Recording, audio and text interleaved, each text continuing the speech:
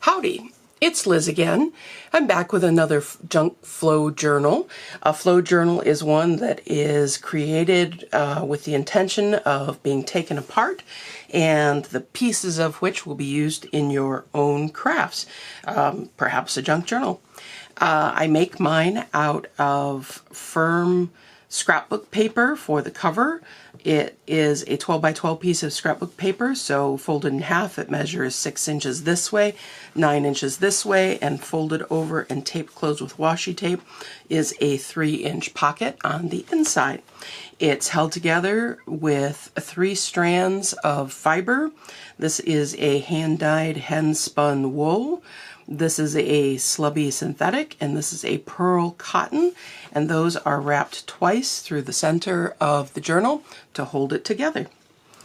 In the front pocket, I have attached a playing card with another fiber that is different. This one is green, and playing card is pink. It's from a breast cancer awareness campaign. And I have these reversible scrapbook papers that have a lovely pattern on the back and then little designs on the front. There are a bunch of these in the book. This is a doily that my husband cut out. This is a page from a book about lace, and it has absolutely wonderful graphics on the front and the back. Single-sided, heavyweight piece of scrapbook paper. This is from an old children's book that I know from experience doesn't fold well, so I cut it into 2 pieces. It has wonderful colors, age colors on the outside of it. This is another piece of the double-sided heavy scrapbook paper card with different designs on it. And this is a page from a children's book, which has a wonderful graphic on the front and then just text on the back. After that, there is a piece of sheet music, and I love using Gilbert and Sullivan sheet music because they have so many notes on them. Some sheet music is not very interesting. This one is great. This is from The Sorcerer, which is one of my favorite musicals.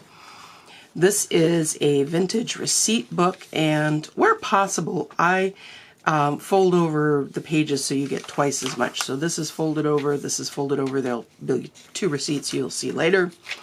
This is a sheet of grid paper. This is a sheet of double-sided scrapbook paper, and this is a hand-stamped card. Excuse me, one of my favorite designs. I just love it. This is a page from a ledger that I got out on an antiquing trip. It's from a men's clothing store, and these are all the items that they sold and how much they made for them. It's dated 1915. This is from a book in Spanish. Look at the wonderful age on those pages. And you may find some pencil check marks. I think somebody was using this in a class at some point. This is a book page from Victoria, and this is double-sided as well. Here's one half of it. You'll see the other half later. This is from a book in French of illustrators and engravers, and I put a doily on it and used my alcohol ink sprays. One side is darker than the other. This is the side that got the ink. This is an inventory sheet from a tire store that's quite old. This is a book from the 50s called, I believe, Leaves of Gold, and it's an Eastern Star book, I believe, which is a female equivalent to the Masons. This is a stamp of a wonderful pocket watch, another double-sided piece of scrapbook paper. This is from a reproduction of I think it's the 1905 Sears Roebuck catalog, and although it's a reproduction, it's got a lot of aging on the pages. This is kind of a heavy newsprint type page. The page from a hymnal. This is a book on birds, wonderful bright birds there. This is a book, I believe, from the 20s, sort of a compendium of knowledge, and there are a couple of different pages here from the biography section. This is a Xerox of a book I have in Polish. It's wonderful art, and if you're looking for great text to go in the background of things that's not legible, foreign languages work really well for that. This is a train schedule from Europe in the 70s. Again, it's that newsprint paper that ages so nicely. It's a book from the 1890s called St. Elmo. More stamped images. This is a double-sided piece of cardstock tucked in here. And this is another piece of cardstock, double-sided. And in the center we have two envelopes. One of them has, let's see if I can get them all, 3 tags that I've put different printed pages on. These are cut out of manila file folder. A little something to get you started there. A couple of different stamped pieces of paper in colors that coordinate with this collection. The bulk of the papers in this collection are from Graphic 45 Portrait of a Lady, by the way. The cover and a number of the cards that are inside.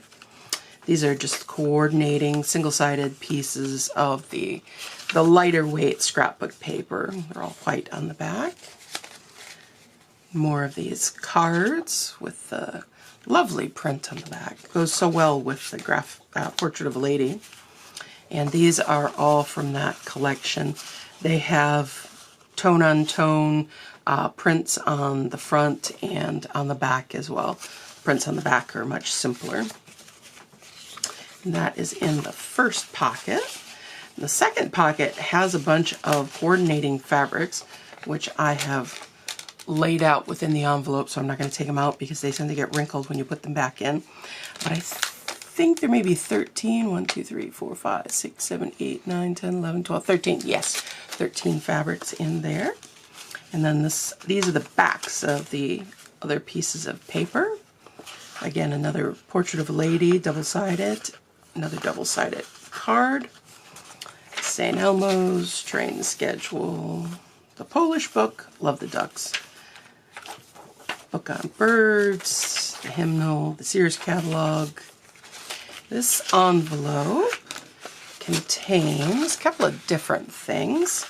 I recently got hold of my mother's button collection, so I have some vintage buttons in here and some new ones as well. And they're hiding. This is one of the vintage ones. I quite like that. It's got a little star in the center. And I also put in some little cutouts of vintage thread spool ends. And these are from some scans we got. These make great tuck spots or embellished paper clips. They're all different. There's 6 of them. Those are tucked in this envelope. And I have paper clipped them here. And I also ship all of these in Ziploc bags, plastic bags, so that if any of the buttons fall out, they're contained in the bag. Again, the back sides of the paper. It's that Victoria book. Nice picture. The Spanish book. Oh, there's pencil check marks. The ledger paper. Back side of the scrapbook paper. Another stamp there. And grid paper. Receipts. Music. Back pocket has another fiber. So that's a 5th one on a card. And then in the pockets, more of the printed cards, the Portrait of the Lady, double-sided. This is a wonderful picture by Chardin, and on the back is a different one. I love using art in my books. It really, they have more talent than I do. It looks good. I love it. Single-sided card. This is from a little book on electric work, and there was a whole section on air brakes on trains. They have wonderful graphics and illustrations. Another single-sided piece of scrapbook paper. This is a score pad from Bridge. How to keep track of your score. More of the cards. And this is a fantastic stamp that I got. And it looks like I did a terrible job stamping it, but it's designed so that some of the words fade into the background and some of them are more pronounced.